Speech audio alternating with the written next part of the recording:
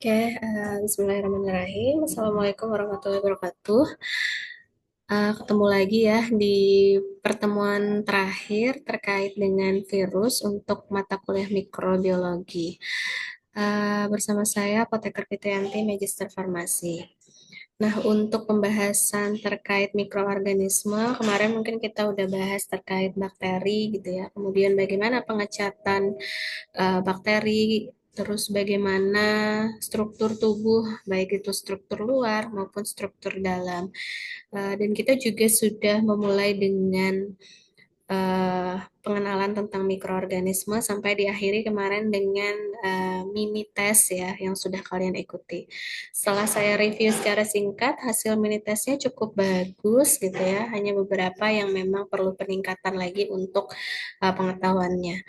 Nah, yang terakhir ini kan coba saya masukkan beberapa soal ya terkait virus. Nah, hari ini saya mau bahas lebih dalam sedikit tentang virus. Mohon nanti mahasiswa untuk melihat ya video ini sampai selesai. Jadi jangan ada yang di skip supaya informasinya tidak terputus. Nah, untuk virus sendiri, kita udah bahas mungkin ya di pertemuan sebelumnya, virus ini kan termasuk mikroorganisme, artinya organisme yang ukurannya sangat kecil gitu ya. Dari bahasa Latin, virus ini diambil ya, yaitu virian. Nah, virian ini artinya racun. Lalu bagaimana awal mula virus ditemukan? Apakah benar gitu ya, semua yang ada di tubuh virus itu adalah racun atau memang ada yang bisa dimodified kemudian bisa dimanfaatkan di bidang farmasi sebagai pengobatan atau dalam kehidupan secara umum. Nah, kita bahas di belakang. Kita lihat sejarahnya dulu. Pertama kali ditemukan gitu ya. Ini adalah seorang ilmuwan dari Jerman namanya Edward Meyer di 1883. Meyer ini sebetulnya dia meneliti tanaman tembakau. Nah, dalam masa penelitiannya dia menemukan tembakau dengan daun kok secara penampakan tidak normal gitu ya. Menurut Meyer, penyakit mozaik pada tembakau ini dapat menular. Nah, dia membuktikan dengan menyemprotkan ekstrak daun tembakau yang terkena penyakit mozaik ke tanaman yang normal. Hasilnya, daun yang semula normal menjadi berwarna hijau kekuningan. Nah, Meyer meneliti getah tembakau yang kekuningan ini menggunakan alat pembesar ya atau mikroskop. Tapi kok tidak ditemukan gitu adanya bakteri. Kemudian muncul pertanyaan, ini sebetulnya apa gitu ya? Sehingga dia berkesimpulan bahwa makhluk yang menyeram tembakau sepertinya ukurannya jauh lebih kecil dari bakteri karena pas dilihat di bawah mikroskop itu tidak ditemukan atau tidak terlihat seperti adanya bakteri. Nah, kita bisa lihat di gambar sini ya. Ini ilustrasi yang dilakukan oleh Dmitri Ivanovsky 1892. Jadi ini ada daun tembakau gitu ya. Eh, Kalau dilihat nih daun tembakaunya warnanya tidak seperti daun tembakau segar pada umumnya. Jadi ditemukan ada bercak-bercak kayak getah gitu ya. Ada apa ini sebetulnya? Nah, getah ini kemudian diekstrak dari tanaman daun tembakau yang kita curigai atau dia curigai ini terinfeksi. Diambil, dimasukkan ke dalam alat penyaring, ini namanya alat filtrasi. Kalau di filtrasi berarti di sini ada semacam kertas saring gitu ya. Tapi kertas saringnya bukan kertas saring biasa, kertas saring yang ukurannya itu sangat-sangat kecil. Jadi pori-porinya atau lubang-lubangnya itu sangat kecil. Memang dia dirancang untuk menyaring mikroorganisme. Kemudian ekstrak setelah disaring gitu ya. Nah, ini dikasihkan atau diusapkan gitu ya di atas daun tembakau yang sehat atau kita lihat ya warnanya hijau gitu seperti daun tembakau yang segar.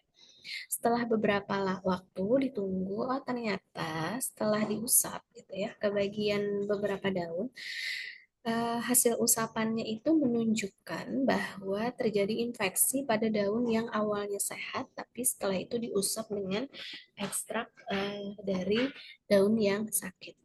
Dari sini kan bisa disimpulkan ya sama dengan yang dilakukan Dr. Mayer tadi bahwa kayaknya memang ada sesuatu gitu yang ada di daun yang rusak, kemudian diekstrak, diusapkan ke daun sehat, dan jadinya daun yang sehat ikut terinfeksi. Oh, ini mungkin ya ada mikroorganisme yang patogen atau yang merusak. Lanjut ya.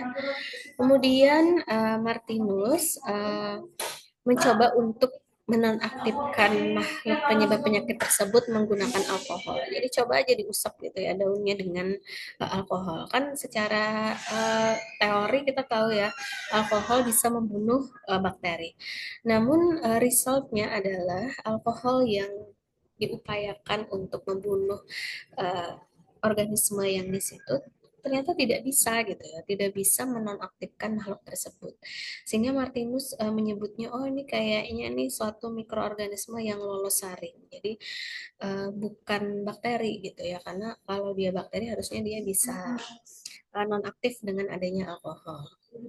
Nah, kemudian penelitian Wendell, Meredith Stanley, dia berhasil mengkristalkan makhluk penyebab penyakit pada tembakau. Jadi coba diekstrak, kemudian dikristalkan gitu ya. Sehingga, oh ya ini kayaknya bukan bakteri gitu ya.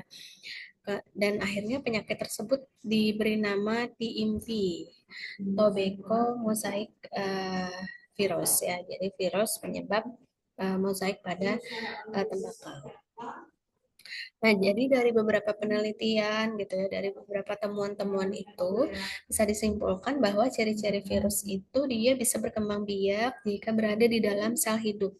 Jadi kalau di dalam udara luar gitu ya, atau di luar sel inang itu bisa manusia, hewan, tumbuhan dan lain-lain, dia tidak bisa hidup. Tapi ketika dia hinggap ke dalam sel hidup, maka dia bisa berkembang biak. Atau bahasa lainnya dibilang parasit obligat intraseluler. Kemudian penyusunnya itu cukup apa ya? Cukup simpel gitu ya. Dia terdiri dari asam nukleat DNA atau RNA saja.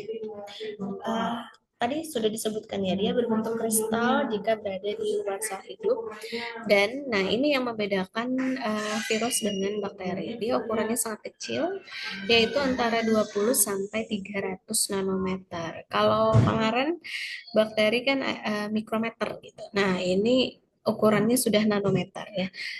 Kalau kita lihat di apa penyusun organel yang ada pada sel gitu, virus ini cenderung lebih kecil dari ribosom. Kemarin kita udah bahas ya di dalam sel bakteri itu ada ribosom ya tempat terbentuknya protein kan kecil sekali ya kayak bintik tipis gitu. Nah, si virus ini lebih kecil daripada itu.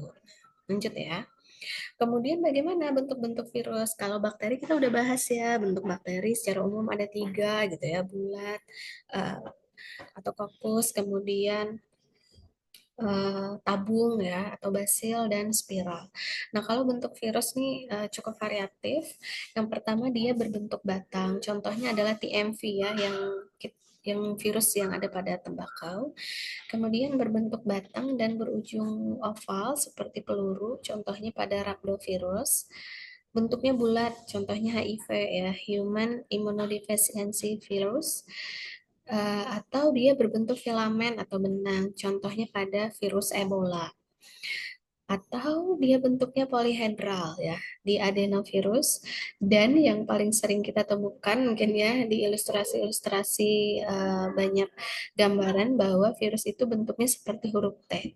Contohnya adalah bakteri pemakan bakteri ya. Ini adalah virus yang menyerang bakteri E. coli. Di pertemuan sebelumnya kita udah bahas ya terkait bakteriofag.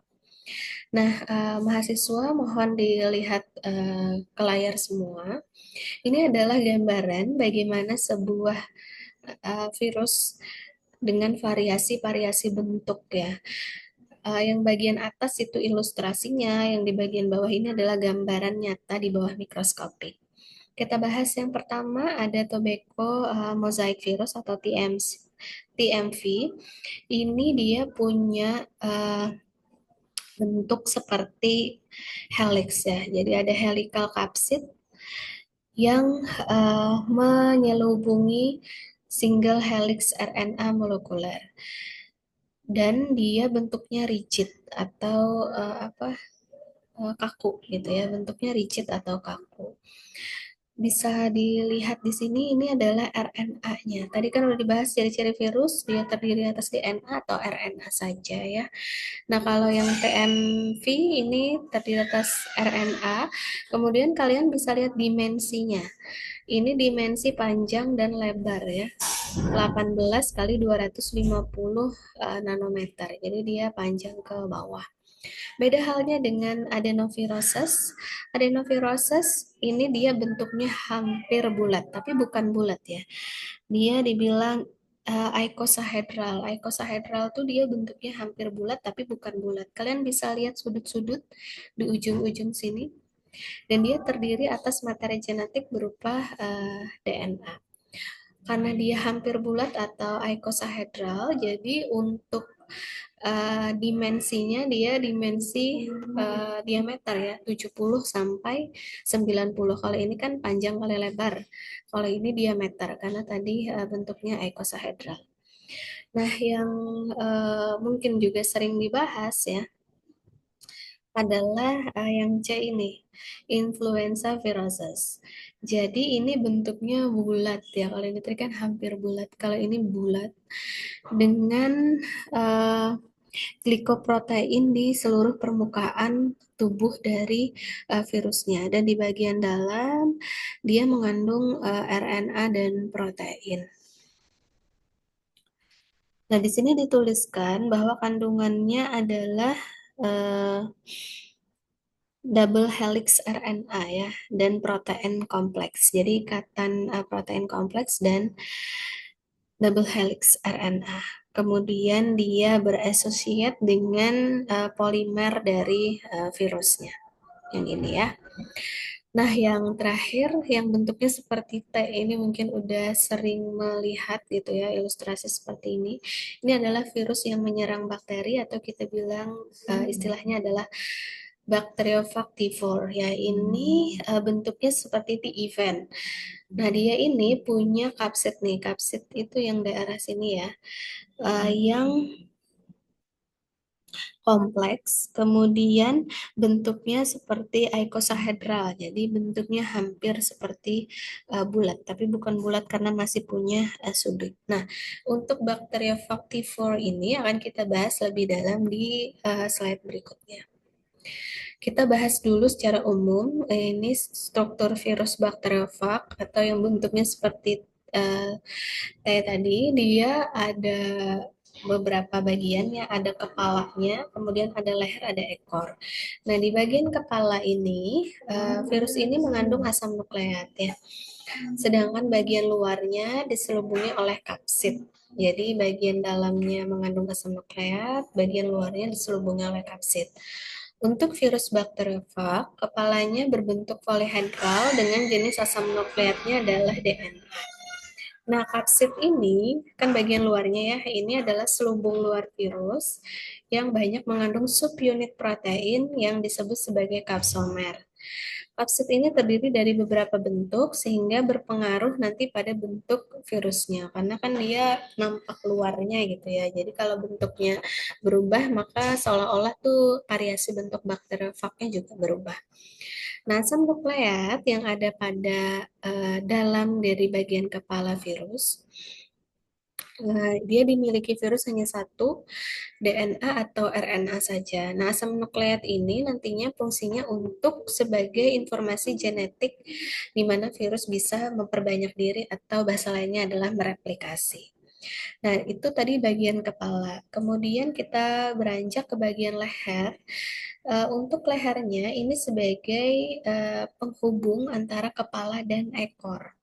Leher ini fungsinya sebagai saluran keluarnya asam nukleat menuju ekor. Jadi ceritanya kan ada uh, DNA atau RNA ya yang ada di dalam kepala virus. Dia bisa memperbanyak diri atau melakukan infeksi ke suatu organ dengan menancapkan itu. Nah, perjalanannya dia melewati leher menuju ekor. Nah, di ekor ini dia terdiri dari serabut ekor dan lempeng dasar. Ekornya berfungsi untuk menempel kepada inang ya. Inang tuh ya organ, misalnya ke manusia, ke hewan atau ke tumbuhan gitu ya. Dari ekornya itu yang menempel. Jadi nanti materi genetik akan berjalan dari kepala menuju leher sampai ke ekor. Kemudian dia akan menginfeksi. Nah, lihat gambaran di sini, ini adalah contoh gambaran untuk bakteriofag. Tadi ada bagian luarnya namanya kapsid, di bagian dalamnya mengandung DNA. Ini adalah bagian kepala, kemudian leher sebagai penghubung, dan ini adalah ekornya. Nah, di bagian ekor ini ada jarum penusuk yang fungsinya untuk menempel ke organ yang ingin diinfeksi. Nah, untuk virus kita bisa lihat klasifikasinya berdasarkan ada tidaknya selubung kapsid ya. Jadi ada yang punya selubung, ada yang kita bilang virusnya telanjang gitu ya, tidak berselubung. Nah, kalau yang berselubung ini dia biasanya terdiri atas lipoprotein dan glikoprotein. Eh, yang paling sering dibahas adalah herpes virus atau rhabdovirus gitu ya. Kemudian ada juga yang tidak punya kapsid atau virus telanjang. Contohnya ada di adenovirus ya. Nah, virus ini bisa juga dibedakan berdasarkan jumlah kapsomer. Bisa juga dibedakan berdasarkan sel inang virus. Misalnya, apakah virus menyerang bakteri? Contohnya tadi ya, bakteriofag, T4, atau virus T gitu. Kemudian virusnya menyerang tanaman, contohnya TMV ya yang di tembakau tadi. Atau misalnya virusnya menyerang hewan, contohnya di virus rabies atau flu burung. Atau misalnya dia menyerang manusia, contohnya flu, polio, HIV ya. Nah, berdasarkan tipe genom dan replikasinya juga ada banyak macam. Kemudian berdasarkan asam nukleatnya, apakah virus tadi memiliki DNA ataukah dia memiliki RNA gitu ya, itu dibedakan berdasarkan asam nukleatnya.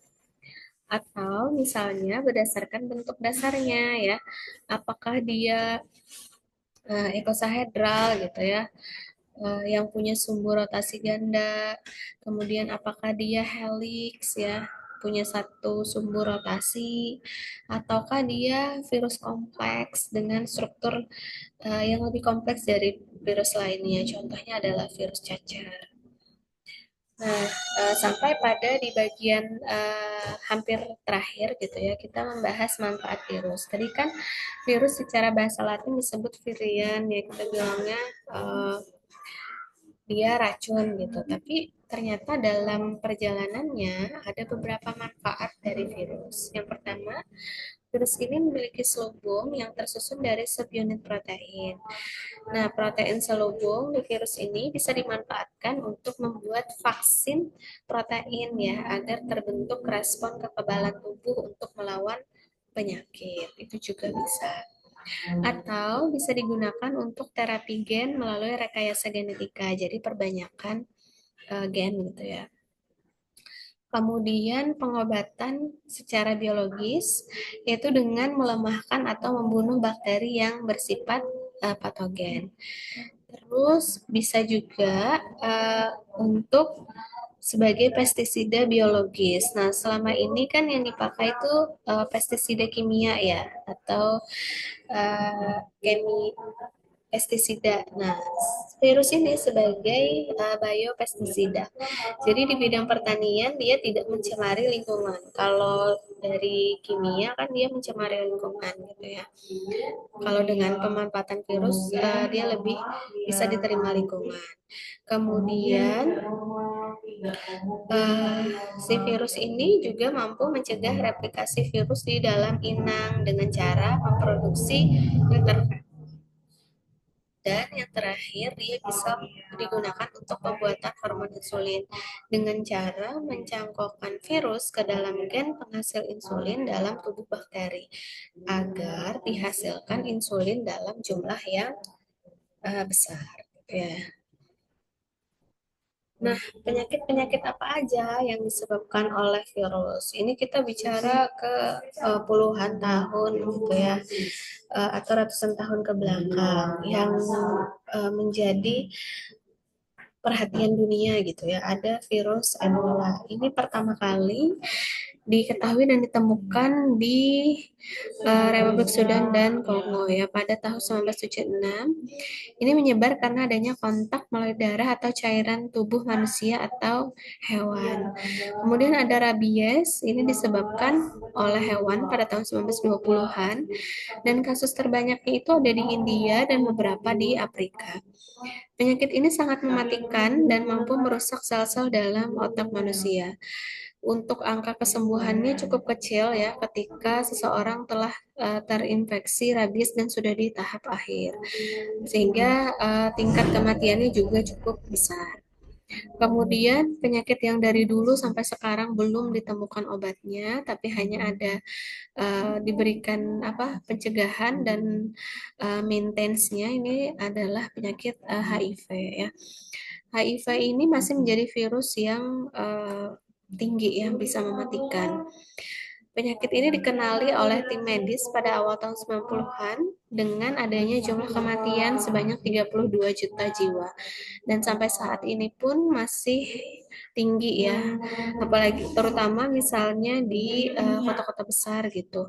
Angka kematian untuk atau angka kejadian atau angka uh, orang yang terinfeksi HIV ini cukup besar dan tiap tahun dengan sedihnya ya kita melihat data itu terus meningkat. Padahal sebetulnya bisa di minimalisir gitu ya dengan menghindari kontak seksual terhadap ini ya orang-orang yang rentan menularkan virus HIV seperti misalnya tidak berganti jarum suntik, kemudian tidak melakukan hubungan seks secara bebas dan berganti-ganti pasangan.